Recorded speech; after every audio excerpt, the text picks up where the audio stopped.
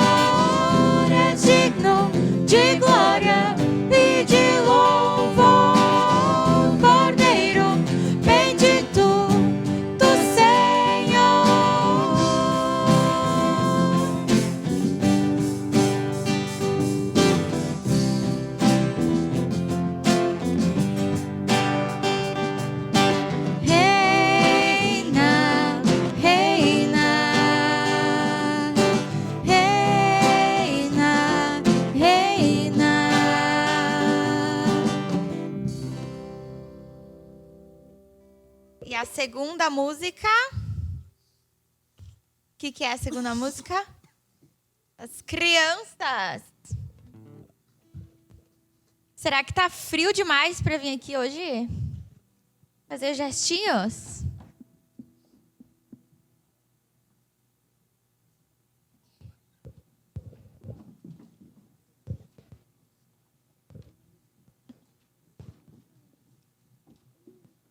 monte de dente.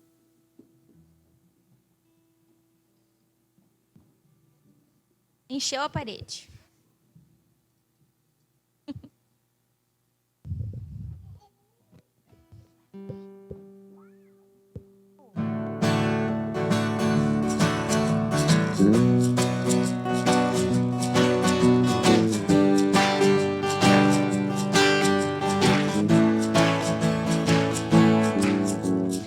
Eu sou uma obra de arte, planejada em cada detalhe. Deus me fez com tanto amor, a sua imagem eu sou. Eu sou uma obra de arte, planejada em cada detalhe. Deus me fez com tanto amor, a sua imagem eu sou. Mas você conhece a história e sabe que o mal quis destruir a beleza e a perfeição que Deus criou em mim. Restaurado no amor de Cristo, então curado eu não quero mais estar. Quebrado, se por Ele eu posso ser transformado. Restaurado no amor de Cristo, então curado eu não quero mais estar. Quebrado, se por Ele eu posso ser transformado. Eu sou uma obra de arte, planejada em cada detalhe. Deus me fez com tanto amor, a sua imagem eu sou.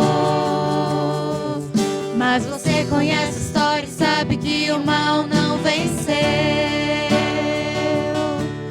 Fui manchado e quebrado, mas na cruz o meu Jesus morreu. E fui restaurado, restaurado no amor de Cristo, então curado eu não quero mais estar. Quebrado, se por Ele eu posso ser transformado. Restaurado no amor de Cristo, então curado eu não quero mais estar. Quebrado, se por Ele eu posso ser transformado. Restaurado no amor de Cristo, então curado não queremos mais estar. Quebrado, se por Ele somos nós transformados. Restaurado no amor de Cristo, então curado não queremos mais estar. Quebrado, se por Ele somos nós transformado. Eu sou uma obra de arte, planejada em cada detalhe. Me refez com tanto amor, a sua imagem eu sou.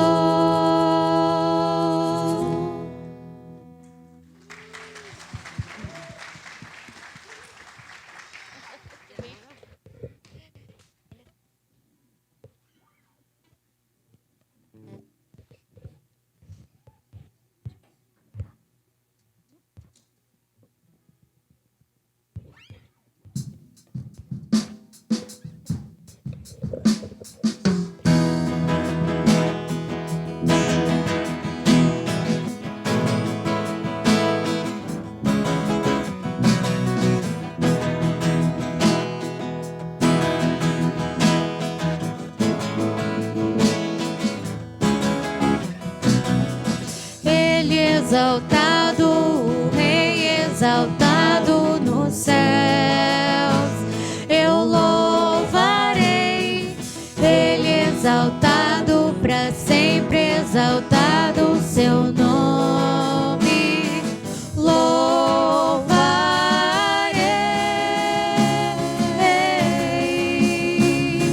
Ele é o Senhor, sua verdade vai sempre reinar.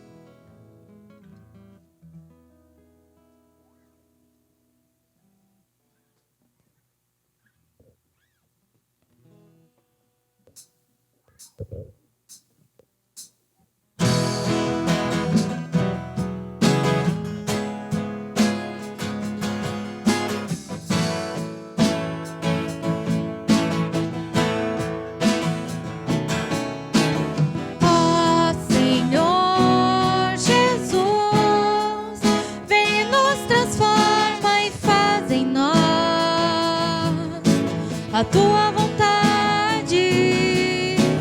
Vem em nós reinar, somos o teu povo em comunhão, reunidos pra te adorar. Tu és nosso Pai querido e como Pai nos ama e nos quer. Dá-nos compreensão da tua graça e plena paz no coração. Te agradecemos por Jesus, que morreu na cruz e restaurou o que era treva em nós, fez luz. Tu és nosso Pai querido e como Pai nos ama e nos dá a paz.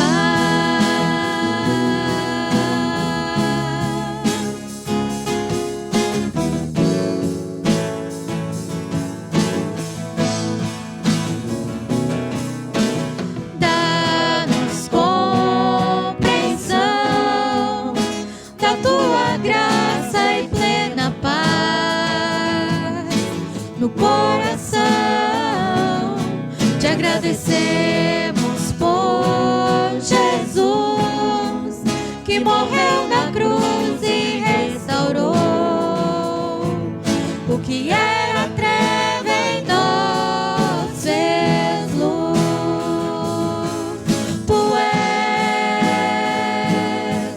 nosso Pai querido e como Pai nos ama e nos dá a paz.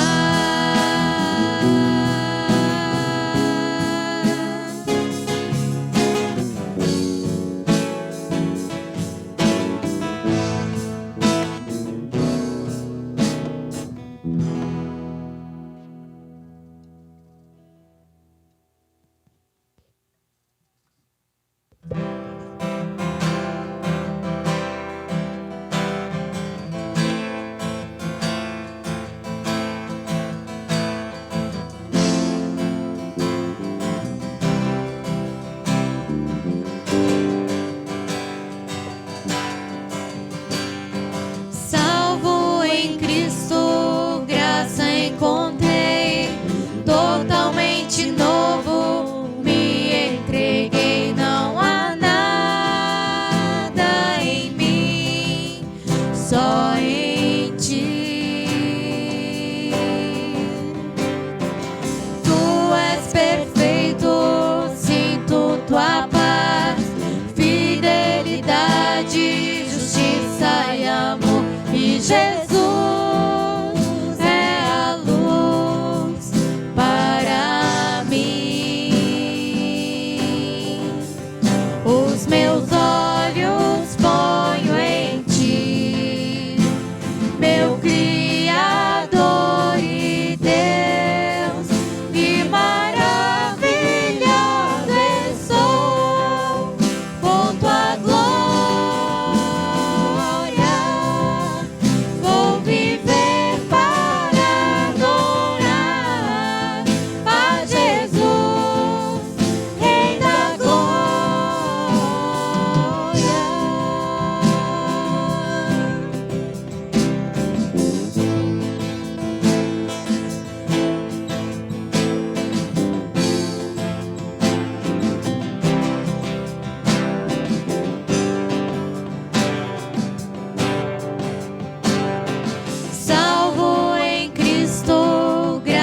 encontrei, totalmente novo me entreguei. Não há nada em mim, só em ti. Tu és perfeito, sinto tua paz, fidelidade, justiça e amor. E Jesus é a luz para mim. Os meus olhos ponho em ti, meu Criador e Deus, e maravilhado estou com tua glória. Vou viver para adorar a Jesus, Rei da glória, e os anjos cantam bem, clamam santo, esperando te voltar. Cantarei aleluia,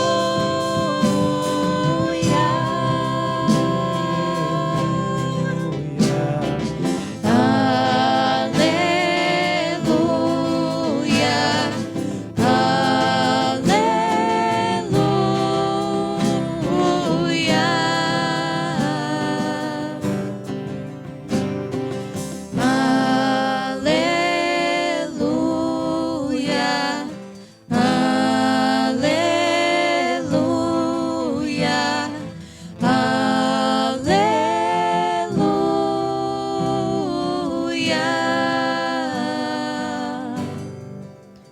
Os meus olhos ponho em ti. Senhor, te louvamos por essa oportunidade, meu Deus, de estarmos aqui, Pai, reunidos nesse dia, nessa manhã, para te louvar, para te adorar por tantas bênçãos, Pai. Só o motivo de estarmos aqui já é uma bênção tão grande, Pai. Nós queremos agora, Pai, pedir que o Senhor venha a encher cada um aqui com o teu Espírito, Pai. Venha abrir o nosso entendimento para que possamos ouvir a tua palavra e sentir a tua presença. Nos transforma, Senhor. Que nós possamos a cada dia te servir mais e mais. Prepara, Senhor, o nosso coração e nos dá sabedoria a cada dia. Obrigada pela oportunidade, Senhor, de te louvar aqui neste lugar. Que possamos a cada dia também te louvar com as nossas vidas. Em nome de Jesus. Amém. Bom dia mais uma vez. Obrigado, equipe de louvor, por esse tempo especial que nos prepara para a palavra de Deus. Eu quero convidar você para abrir a sua Bíblia em Atos, capítulo 17. Nós estamos dando continuidade à nossa série de mensagens baseadas no livro de Atos, um dos livros mais importantes e empolgantes de toda a Bíblia. E hoje nós vamos falar sobre Paulo em Atenas, Atos capítulo 17, dos versículos 16 até o 34. Atos 17, 16 a 34. Todos acharam? Diz assim a palavra de Deus. Enquanto esperava por eles em Atenas, Paulo ficou profundamente indignado ao ver que a cidade estava cheia de ídolos. Por isso discutia na sinagoga com judeus e com gregos tementes a Deus, bem como na praça principal todos os dias, com aqueles que por ali se encontravam. Alguns filósofos epicureus e estoicos começaram a discutir com ele. Alguns perguntavam: o que está tentando dizer esse tagarela? Outros diziam: parece que ele está anunciando deuses estrangeiros, pois Paulo estava pregando as boas novas a respeito de Jesus e da ressurreição. Então o levaram a uma reunião do Areópago, onde lhe perguntaram: podemos saber que novo ensino é esse que você está anunciando? Você está nos apresentando algumas ideias estranhas e queremos saber o que elas significam. Todos os atenienses e estrangeiros que ali viviam não se preocupavam com outra coisa senão falar ou ouvir as últimas novidades. Então Paulo levantou-se na reunião do Areópago e disse: atenienses, vejo que em todos os aspectos vocês são muito religiosos, pois andando pela cidade observei cuidadosamente seus objetos de culto e encontrei até um altar com esta inscrição: ao Deus desconhecido. Ora, o que vocês adoram, apesar de não conhecerem, eu lhes anuncio. O Deus que fez o mundo e tudo o que nele há é o Senhor dos céus e da terra, e não habita em santuários feitos por mãos humanas. Ele não é servido por mãos de homens, como se necessitasse de algo, porque ele mesmo dá a todos a vida, o fôlego e as demais coisas. De um só fez ele todos os povos, para que povoassem toda a terra, tendo determinados tempos anteriormente estabelecidos e os lugares exatos em que deveriam habitar. Deus fez isso para que os homens o buscassem e talvez, tateando, pudessem encontrá-lo, embora não esteja longe de cada um de nós. Pois nele vivemos, nos movemos e existimos, como disseram alguns dos poetas de vocês. Também somos descendência dele. Assim, visto que somos descendência de Deus, não devemos pensar que a divindade é semelhante a uma escultura de ouro, prata ou pedra, feita pela arte e imaginação do homem. No passado, Deus não levou em conta essa ignorância, mas agora ordena que todos, em todo lugar, se arrependam, pois estabeleceu um dia em que há de julgar o mundo com justiça por meio do homem que designou. E deu provas disso a todos, ressuscitando-o dentre os mortos. Quando ouviram sobre a ressurreição dos mortos, alguns deles zombaram e outros disseram: a esse respeito nós o ouviremos outra vez. Com isso, Paulo retirou-se do meio deles.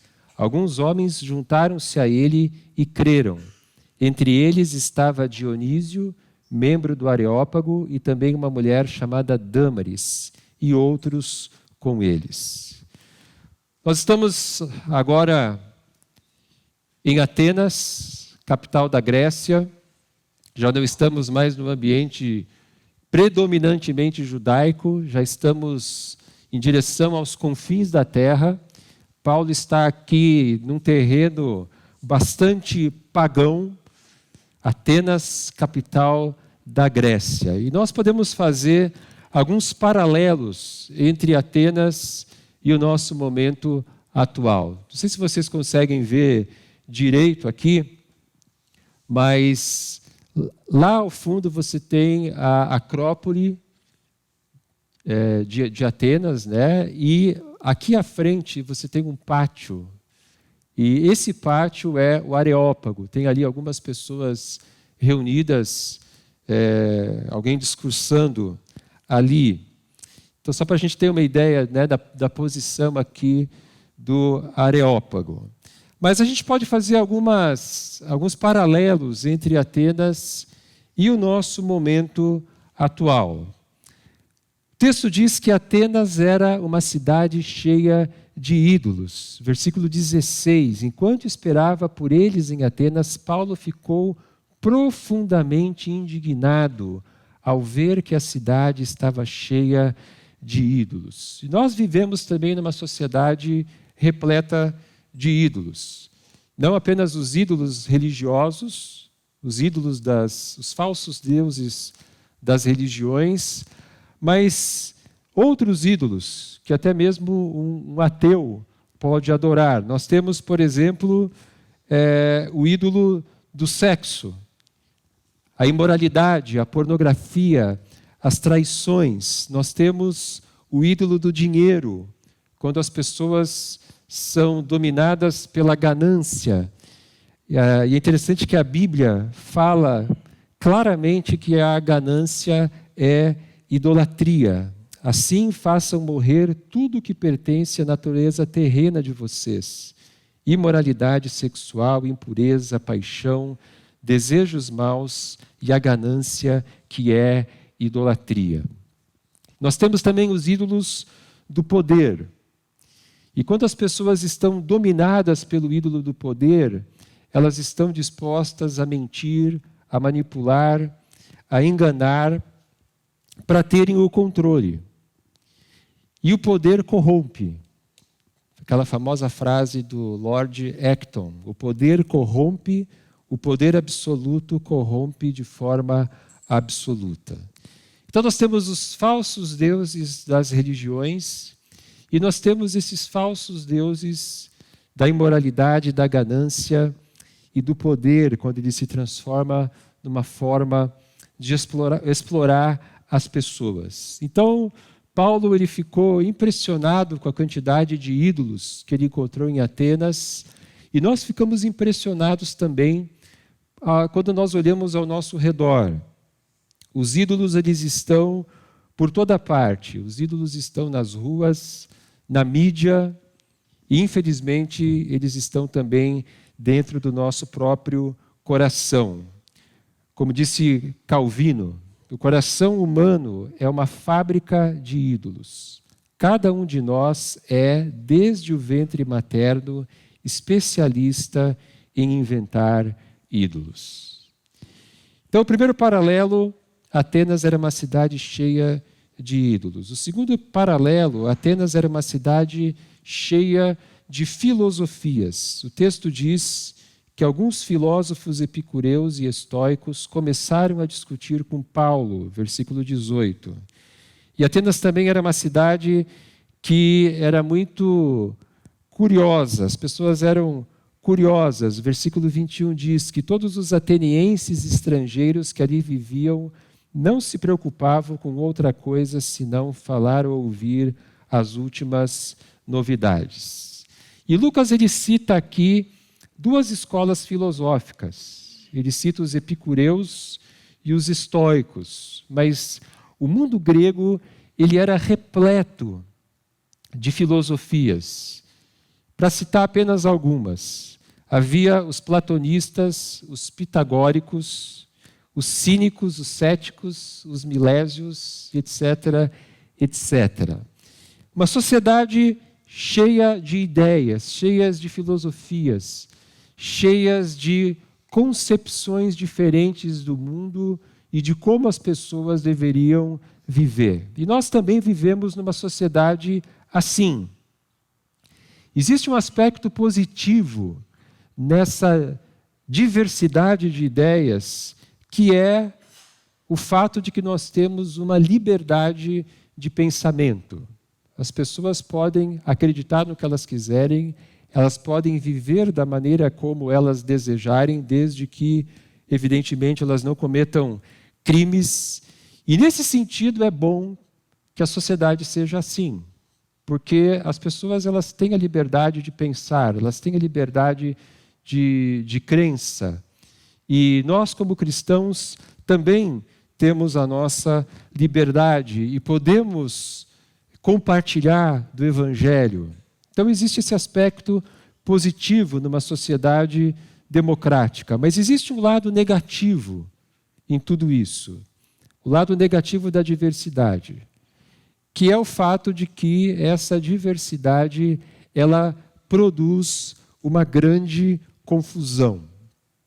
As pessoas elas não sabem acreditar, elas não sabem discernir o que é verdadeiro daquilo que é falso, elas acabam misturando as crenças e gerando uma enorme confusão. E um exemplo disso é a internet e as redes sociais. A internet e as redes sociais elas se transformaram numa terra de ninguém. E nós temos um número infinito de informação circulando o tempo todo. E o grande problema é que a grande maioria das informações que nós temos circulando são informações falsas, são fake news. E está provado que as mentiras, as informações falsas, até por elas serem sensacionalistas, até por elas serem assustadoras muitas vezes, elas circulam com muito mais rapidez do que a verdade. Então nós vivemos num mundo caracterizado por esse enorme número de filosofias, de propostas de vida e de confusão. E o terceiro paralelo, Atenas era uma cidade intimidadora. O texto diz que Paulo ele é levado ao Areópago, versículos 18, a metade do versículo 18, até o versículo 20. Alguns perguntavam, o que está tentando dizer esse tagarela? Outros diziam, parece que ele está anunciando deuses estrangeiros, pois Paulo estava pregando as boas novas a respeito de Jesus e da ressurreição. Então o levaram a uma reunião do Areópago, onde lhe perguntaram, podemos saber que novo ensino é esse que você está anunciando? Você está nos apresentando algumas ideias estranhas e queremos saber o que elas significam. A palavra Areópago significa o Morro de Marte. Então o Areópago ele era esse pátio que nós vimos aqui naquela imagem.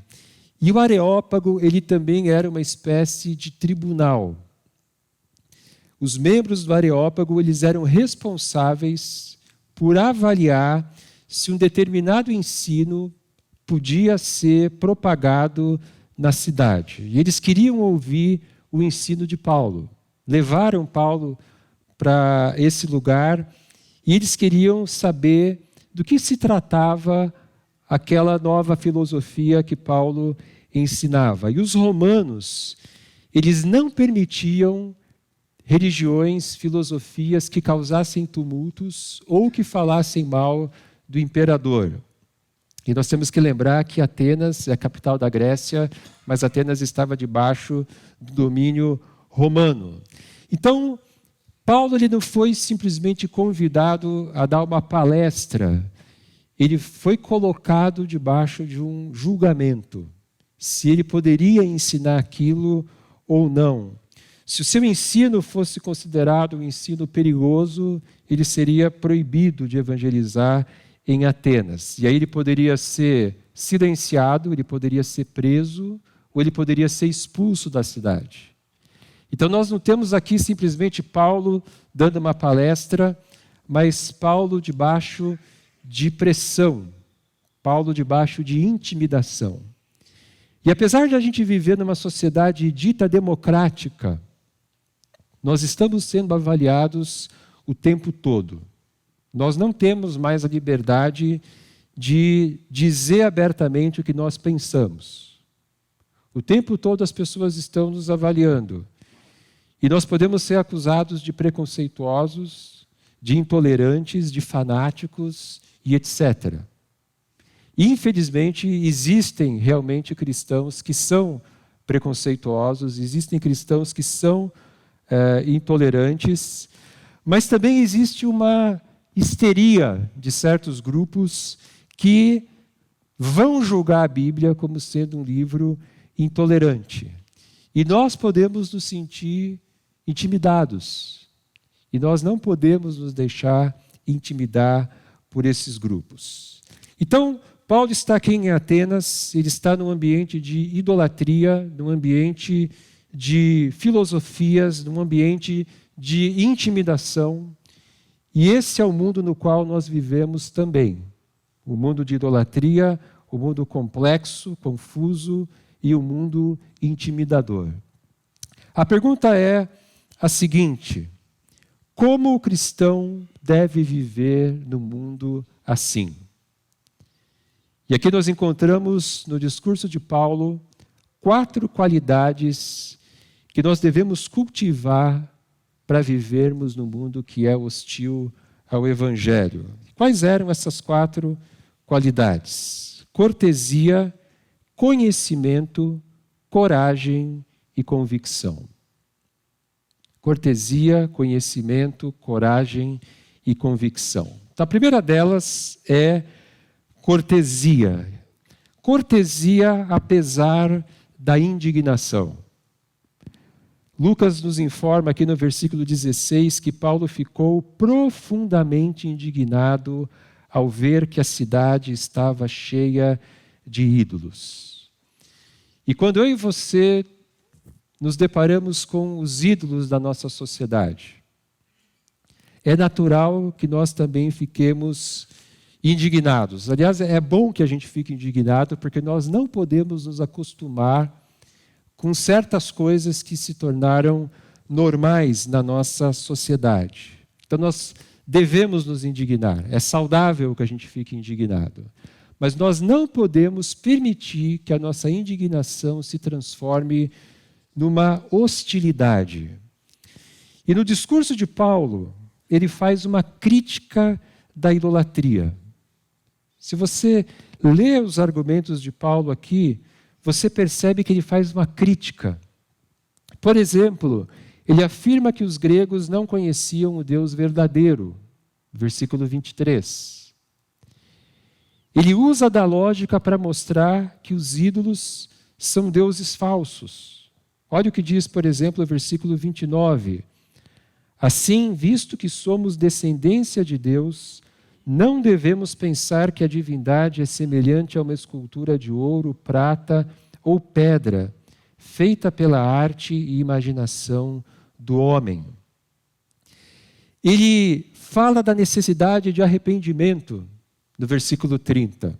Ele diz que as pessoas precisam se arrepender, que as pessoas precisam pensar de um modo diferente. E do versículo 31 ele fala do julgamento futuro. Então, Paulo faz 4 afirmações delicadas. Ele faz, literalmente, uma crítica ao paganismo.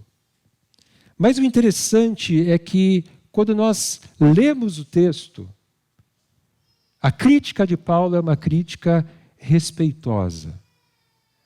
É uma crítica elegante. E é assim que nós devemos nos portar. Se você olhar alguns sinônimos da palavra cortesia, eu usei o termo cortesia aqui, e eu fui buscar alguns sinônimos dessa palavra. Cortesia significa gentileza, polidez, educação, cordialidade, respeito, civilidade, consideração. Lá em Colossenses 4, 5 e 6, Paulo diz: sejam sábios no procedimento para com os de fora. Aproveitem ao máximo todas as oportunidades. O seu falar seja sempre agradável e temperado com sal, para que saibam como responder a cada um. E Paulo, então, ele exemplifica aquilo que ele diz em Colossenses capítulo 4. Então, num mundo hostil, no qual a agressividade, o desrespeito, a falta de educação se tornou o novo normal. A gente vive numa sociedade que as pessoas são mal educadas, as pessoas são grossas, as pessoas são agressivas.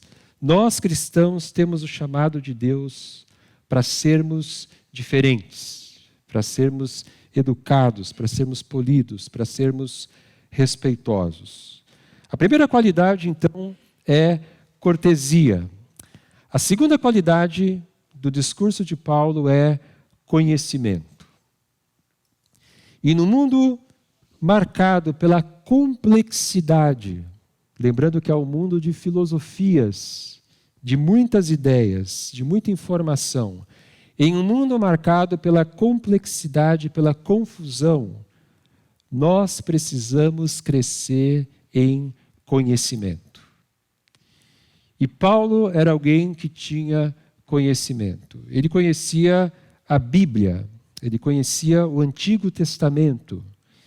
E ele, no seu discurso, ele apresenta a Deus como o Deus criador, sustentador e juiz.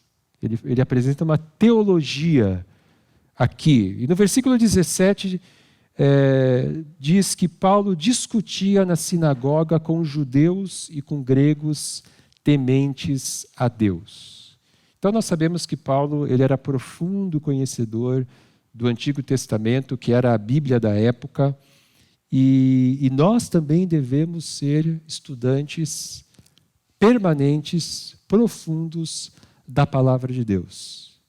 Mas é interessante que Paulo não era conhecedor apenas da Bíblia, por mais fundamental que isso seja para o cristão. Paulo também conhecia a cultura. E ele cita dois pensadores gregos no versículo 28. Versículo 28, pois nele vivemos, nos movemos e existimos, como disseram alguns dos poetas de vocês. Também somos descendência dele. Paulo cita aqui Epimênides de Quinosso, de Creta, do século VI antes de Cristo, e ele cita Arato, que foi um estoico do século III antes de Cristo. Isso nos mostra que o cristão não deve ter medo do conhecimento. Nós não devemos ter medo do conhecimento porque todo conhecimento, toda verdade é uma verdade de Deus. Não importa se ela sai da boca de um ateu. Se ela é uma verdade de Deus. Isso nos mostra que o cristão é alguém que deveria estar sempre lendo, estar sempre estudando, estar sempre aprendendo. Então nós precisamos ser, em primeiro lugar, estudantes da palavra de Deus. E nesse mesmo capítulo de Atos, nós encontramos um outro exemplo que a gente deve seguir. Veja o versículo 11. Atos 17, 11. Os bereanos eram mais nobres do que os tessalonicenses, pois receberam a mensagem com grande interesse, examinando todos os dias as Escrituras para ver se tudo era assim mesmo. Os judeus de Bereia são um exemplo para nós de alguém que examina a palavra de Deus, que examina com detalhe, com cuidado, todos os dias. E além da palavra de Deus, nós deveríamos aproveitar todas as oportunidades para adquirirmos conhecimento. Então, se você puder fazer uma faculdade, faça uma faculdade. Se você puder fazer uma pós-graduação, faça. Podendo fazer ou não podendo fazer, leia bons livros. Leia bons autores. E use o seu conhecimento como Paulo fez, para transmitir o Evangelho com mais clareza. Quando Paulo cita os poetas gregos, ele faz aqui uma ponte entre o Evangelho e o coração daqueles filósofos que ouviam ele. Se você quiser conhecer um exemplo atual de alguém que conseguiu unir conhecimento bíblico com o conhecimento da cultura para evangelizar, tem um livro que eu gosto muito chamado Deus na Era Secular, escrito pelo Timothy Keller, infelizmente falecido mês passado. Deus na Era Secular é um exemplo, se você tiver curiosidade, de alguém que tinha um grande conhecimento bíblico, um grande conhecimento da cultura, e como fazer esses dois conhecimentos se juntarem para apresentar o Evangelho de uma forma relevante, de uma forma impactante. A primeira qualidade de Paulo, cortesia. A segunda qualidade de Paulo, conhecimento. Terceira qualidade, coragem. Coragem para anunciar o Evangelho. E ele estava, como nós vimos, sob pressão. Ele estava sob o escrutínio do Areópago. Mas ele não se deixou intimidar. E é interessante que algumas pessoas criticam essa mensagem de Paulo, dizendo que Paulo não falou da cruz, que Paulo estava usando da filosofia humana para tentar mostrar o Evangelho e ele não menciona a cruz, mas essa acusação contra Paulo, ela é injusta, porque na realidade o que aconteceu aqui é que Paulo ele foi interrompido. Quando ele falou da ressurreição, o pessoal cortou ele e disse: olha, sobre isso nós vamos te ouvir outro dia. Versículo 32. Mas mais tarde, ele pôde falar da cruz, provavelmente para um grupo menor de pessoas, para um grupo de pessoas que estavam interessadas em continuar ouvindo o que ele disse. Olha o que diz o versículo 34. Alguns homens juntaram-se a ele e creram. Entre eles estava Dionísio, membro do Areópago, e também uma mulher chamada Dâmaris e outros com eles. Então, quando Paulo finalmente tem a possibilidade de falar de todo o Evangelho, algumas pessoas creem, algumas pessoas se convertem. E ele então não se intimida. No versículo 30 ele fala de arrependimento, no versículo 31 ele fala do julgamento futuro. Então, numa sociedade que quer nos intimidar, nós precisamos ter a coragem de anunciar o Evangelho. E aqui tem algo muito interessante, que aqui você tem o Areópago, não dá para a gente ver direito, mas do lado direito tem uma placa. Vocês conseguem ver a placa aqui, né? Uma coisa retangular. Nessa placa está escrito, uma placa de ferro, está gravado o discurso de Paulo que ele fez no Areópago. Então, olha como Deus faz as coisas, né? O tempo todo, para todas as pessoas de todo o mundo, de todas as religiões, qualquer pessoa que for até o Areópago hoje encontrará o discurso de Paulo. A mensagem que ele ensina aqui, que ele prega aqui em Atos capítulo 17, está lá gravada para sempre, para que as pessoas ouçam o Evangelho. E a quarta qualidade de Paulo é a convicção da vitória final. Versículo 31, ele diz: pois estabeleceu um dia em que há de julgar o mundo com justiça, por meio do homem que designou, e deu provas disso a todos, ressuscitando-o dentre os mortos. Então nós vivemos num mundo de idolatria e de confusão. Cada pessoa segue o Deus que quiser, cada pessoa acredita e faz o que quiser. E os falsos deuses escravizam as pessoas.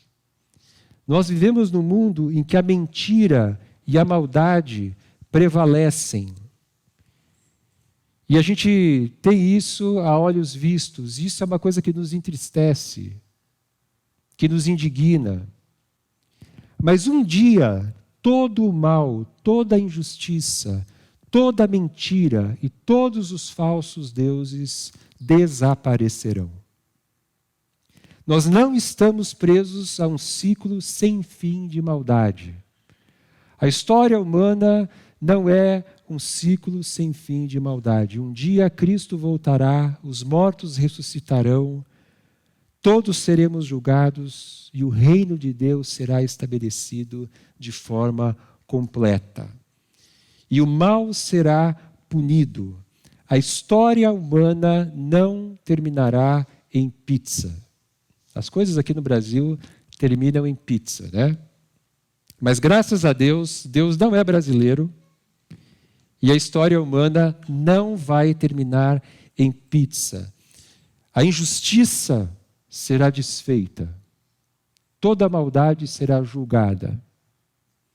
O reino de Deus será estabelecido e o mal será totalmente banido do universo. E é por isso que quando a gente lê os Salmos, a gente vê o julgamento de Deus como uma coisa que traz alegria. Por exemplo, Salmo 96, de 10 a 13, diz assim: regozijem-se os campos e tudo que neles há, Cantem de alegria todas as árvores da floresta. Cantem diante do Senhor, porque Ele vem julgar a terra, julgará o mundo com justiça e os povos com a sua fidelidade. Então, saber que Jesus será juiz nos traz, em primeiro lugar, uma grande alegria. E Paulo, ele tinha certeza da vitória final. Ele se encontrou no caminho de Damasco com o Cristo ressurreto. Ele viu o Cristo ressurreto. E ele sabia que esse Jesus um dia vai voltar.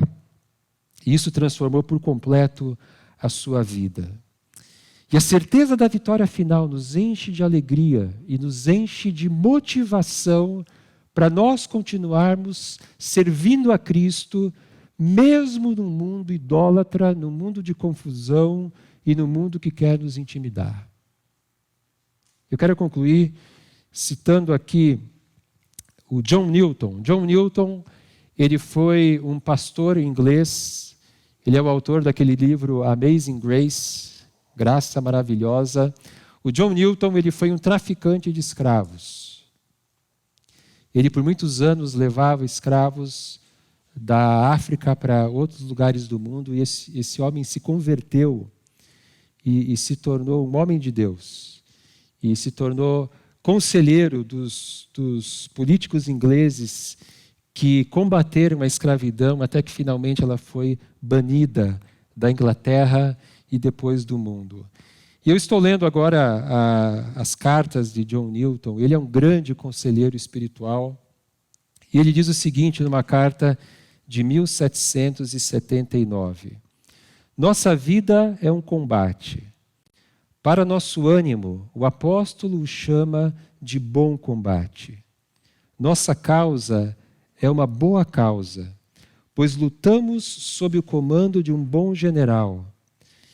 Temos de antemão a certeza da vitória, e o prêmio é uma coroa, a coroa da vida eterna. Saber isso transforma até mesmo um covarde em alguém corajoso. Saber isso transforma até mesmo um covarde em alguém corajoso. Então, nós estamos do lado do time vencedor. Nosso time está ganhando de goleada. E não tem como o inimigo virar o jogo, porque Cristo já venceu na cruz. Ele ressuscitou, ele voltará, ele banirá o mal, ele estabelecerá o seu reino.